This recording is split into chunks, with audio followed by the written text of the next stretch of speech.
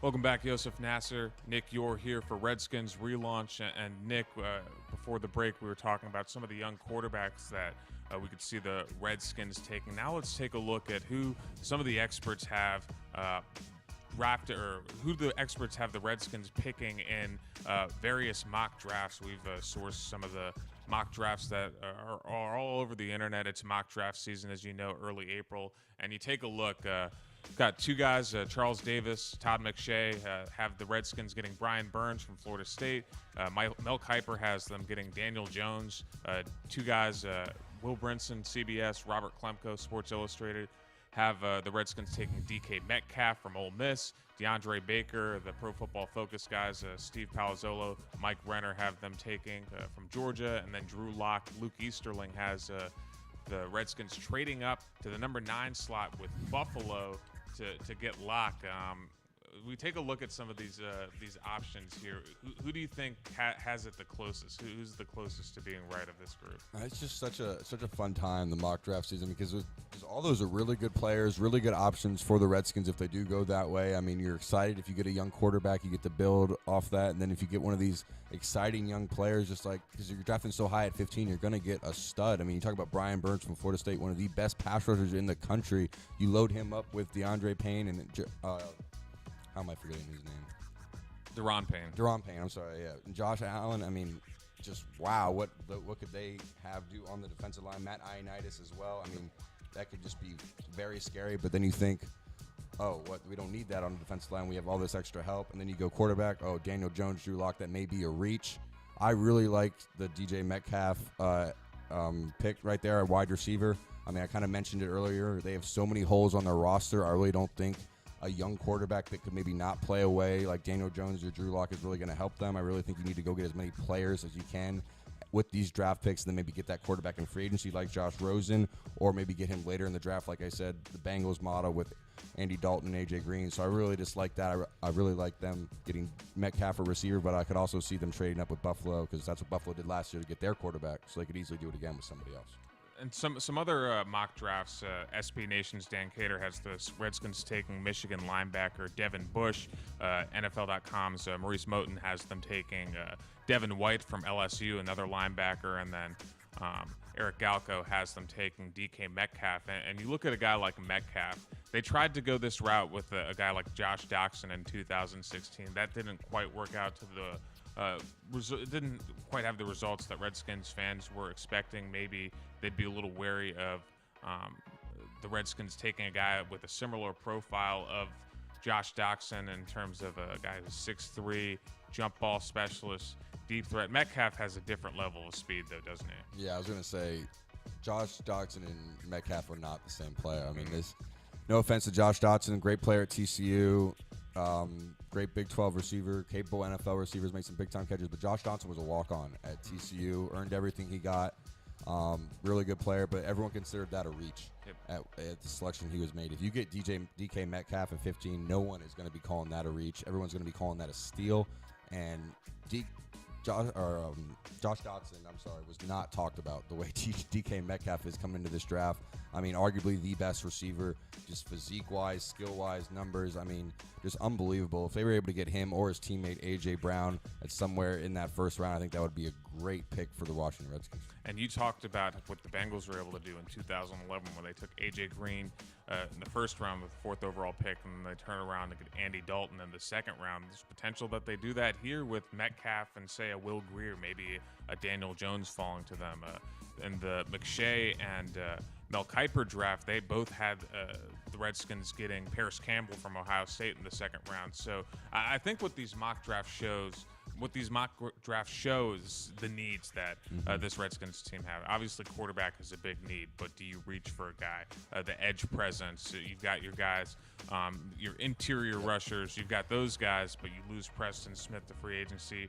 Kerrigan's getting up there in years. Maybe you opt for a Brian Burns. And also with Zach Brown not being retained, the uncertainty with Reuben Foster, maybe the Redskins look at a Devin White, Devin Bush. Of those options, whether you look at the off-ball linebacker, the edge presence, wide receiver or quarterback, what's the most realistic situation you see the Redskins doing with that 15th overall pick? Yeah, and I think it just shows like when you see all the different mock draft options, you see all the different positions, it just shows how many needs this team has. Yeah. I mean, for me, I really think they're going to go best player available at that time, because they just have unless they're in love with Locke. If they're in love with Locke, then yeah, I think I could see them taking them at 15 or Daniel Jones. But I don't see that. And personally, in my opinion, I wouldn't be really in love with either of those two guys. If I can get them in the second or third round, great. Not spending my 15th overall pick on them. So I really think they're going to go best position available, and I really think that has to be defense because of the Josh Dotson effect. Like you said, they're going to be scared to draft another big receiver that early, especially when they don't want to quite admit that they're wrong on Josh Dotson. They want to see if he can maybe give a couple years. He's had some injuries early on in his career. Maybe give him a couple times. So I really think it's going to be best player available on that defensive side, unless it is a D tackle. So I don't think they're going to do that. I think linebacker would be great. Devin White from LSU, and then Bush from Michigan. Would either of those be great picks? You see what that does with teams like the Cowboys taking Leighton Vander Esch last year, Raekwon Smith from the Bears. They're starting to take these middle linebackers high up in the first round, and it's showing it's worth it. They can build these defenses around them.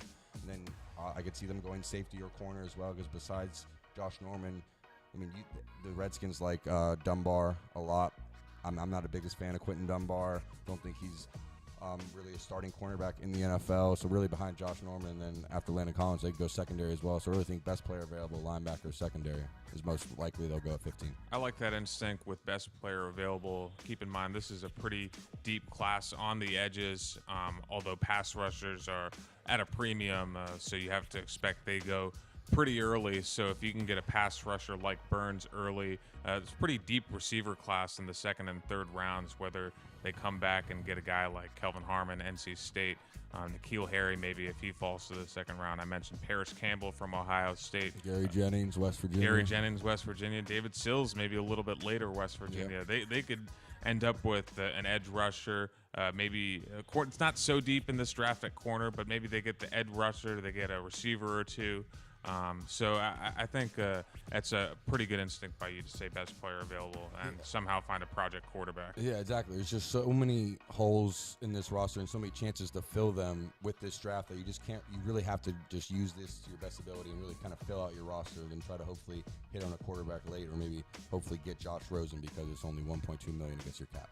Final question before we go to break. When we talk about team needs and the draft being an avenue to fill those team needs, it indicates that there are players on the current roster who could step up their game a little bit. So which players do you think need to step up? Some names I've got here: Josh Norman, Jordan Reed, Josh Dotson, Landon Collins, Ryan Kerrigan. You mentioned Quentin Dunbar. Who's the guy who you think the Redskins are going to surprise people next year? Who's going to have to step up their game and take it to the next level? Darius Geis. Okay. He's going to have to have, I guess he still will be a rookie. I guess, if it's the NBA model, if they don't play, like Blake Griffin back in the day, he needs to have a rookie of the year type season. You have a young quarterback, hope like they most likely will, in our opinion, or at least in my opinion, with Josh Rosen. You're able to really ride that running back, give him a good running game like Dallas did with a young quarterback, like Philly does with a young quarterback, until they're really able to grow in their progression.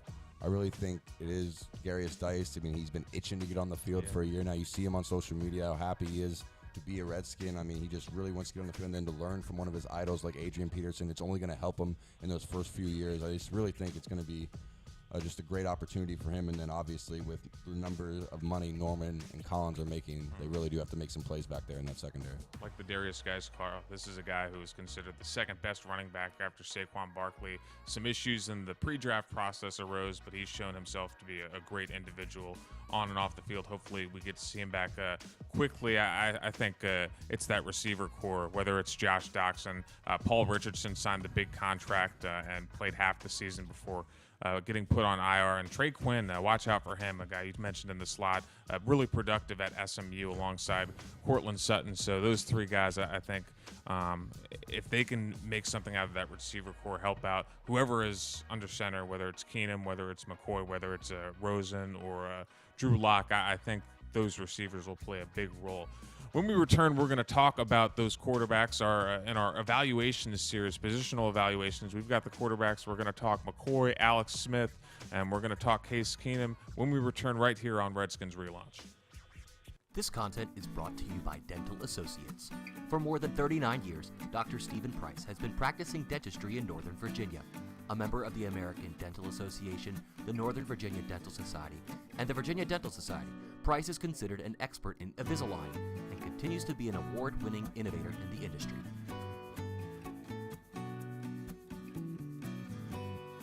This content is brought to you by Dental Associates. For more than 39 years, Dr. Stephen Price has been practicing dentistry in Northern Virginia. A member of the American Dental Association, the Northern Virginia Dental Society, and the Virginia Dental Society, Price is considered an expert in Invisalign and continues to be an award-winning innovator in the industry.